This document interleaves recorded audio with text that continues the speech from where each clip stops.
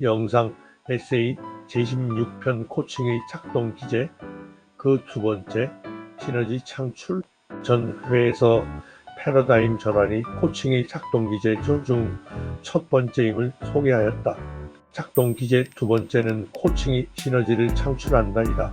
먼저 물질 세계의 시너지 창출과 인간계의 그것이 어떻게 다른지 살펴보자.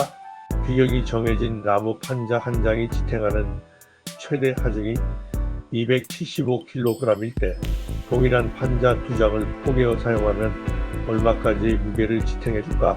실험 결과는 최대 하중이 2배인 550kg이 아니라 물경 2210kg까지 늘어난다는 것이다. 철새인 야생거위는 먼 거리를 이동할 때 무리를 지어 꺽쇠 모양의 대형을 유지하며 날아간다. 누구나 잘 아는 일이지만 놀라운 일은 거위가 이 편대비행을 통해 홀로 날 때보다 1.7배 더 빠르게 난다는 것이다.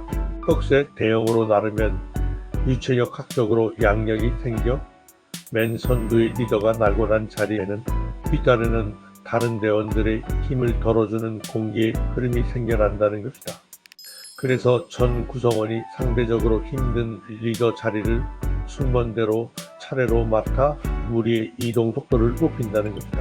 철새가 철마다 옮겨 다니며 사는 것은 생존을 위해서인데 목적지에 다다르는 시간을 빠른 이동 속도만큼 단축할 수 있다면 생존의 기회는 그만큼 높아질 것이다. 자연 속에 존재하는 귀중한 시너지의 지혜를 야생거위가 찾아 활용하는 실내이다. 리더가 군림하는 자리가 아니라 봉사하는 자리인 까닭에 그 시너지가 발현되는 점 또한 시사하는 바가 크다.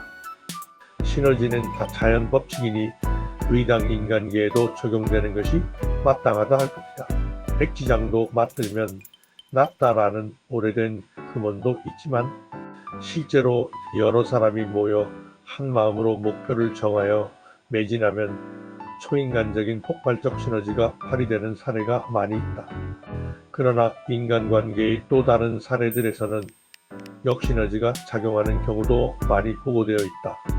타 부서의 직원을 사정사정 빌려다가 사업 추진팀을 만들고 목표를 공유하려고 공을 들였는데도 결국은 차라리 내 부서의 맘 맞는 구성원 몇 명과 단촐하게 일을 추진하는 것이 100번 나았을 것이라고 하소연하는 팀장들을 자주 보았다.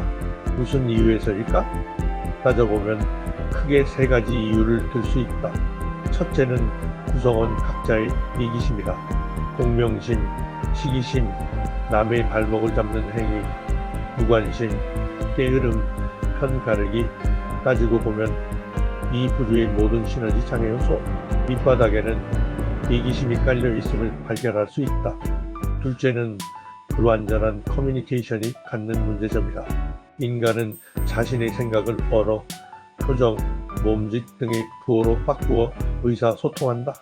이 부호 체계가 불완전할 뿐만 아니라 때로는 부호를 사용하는 주체를 떠나 독립적으로 개념을 형성하여 자유로운 사고를 제약하기도 하고 의사소통을 의도적이든 우발적이든 왜곡하는 일이 얼마든지 일어나게 된다. 조지 오웰의 소설 1984에 이러한 모습들이 우화적으로 그려져 있지만 이것을 우화라고 웃어버릴 수 없는 의미심장한 일들이 우리 주변에서도 요즘 매일같이 일어나고 있다. 쌍방이 다 좋은 의도로 합의된 목표를 갖고 시작하였으나 결국 문화 충격과 의사소통의 문제를 극복하지 못하여 실패로 돌아간 합작 사업을 피자는 여러 번 경험한 바 있다. 셋째는 차이점을 인식하는 시각의 문제이다. 특히 우리말은 다르다와 틀리다 두 서로 다른 개념을 혼동하여 사용하는 경우도 있어서 차이점을 인식하는 지각 자세에 영향을 미치고 있는 정도가 심각하다 할 것이다. 차이점을 인식하는 태도에는 참는다, 인정한다, 존중한다, 환영하며 축하한다 등 여러 가지가 있다. 어느 태도가 시너지 창출에 최적일지는 자명하지 않은가?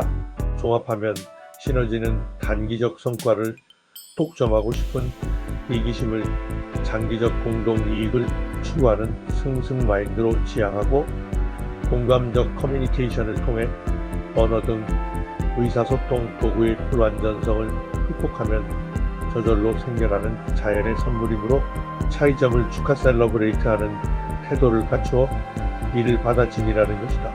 두 번째 단계인 공감적 소통은 말할 것도 없고 나머지 두 단계 역시 열린 질문과 메시지를 사용, 관점을 전환시키는 코칭적 접근이 최선의 방법이 된다는 것은 두 말할 것도 없다. 승승이라는 말을 아주 쉽게 하는 사람들이 많다. 승승을 까짓 건 내가 쳐주면 그만이지 하는 패승쯤으로 가볍게 여기기 때문에 생기는 일이다. 그러나 명심하여야 할 일은 패승으로는 시너지를 키워드로 하는 상호지지, 상호공헌의 세계에 결단코 접근할 수 없다는 점이다. 승승은 나누어 주지 않는 가치를 추구하도록 설계하여야 성공률이 높은데 이를 위해 패승을 처음 단계로 선택하는 일이 많다. 그러나 결국 승승을 이루지 못하고 패승으로 끝나고 마는 경우 의도는 좋았다 하겠으나 그건 역시 패승일 따름이다. 심지어는 그 희생정신을 기려야 할 것이 아니라 오히려 비난받아 마땅하다는 관점도 성립한다. 승승을 통해 발현될 수 있는 시너지 창출 기회를 무산시켰기 때문이다. 코치는 이에 개입하여 모든 인간관계를 승승으로 만들고자 하는 높은 목표를 지향한다. 함께 워크숍을 진행하는 고수의 코치가 있어 그의 사명서를 잠시 들여다보았더니 아래와 같은 구절이 눈에 띄인다. 누구에게나 이익을 주고 그것으로 나의 기쁨을 삼는 삶을 살겠다. 끝없는 자기 완성의 과정이 남에게 이익이 되도록 설계한다.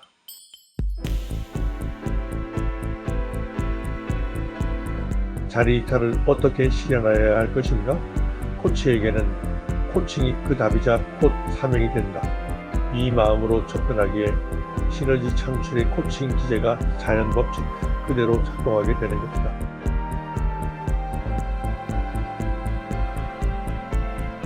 영상 에세이 제17편은 세 번째 코칭의 작동 기제 공명의 힘을 다룬다.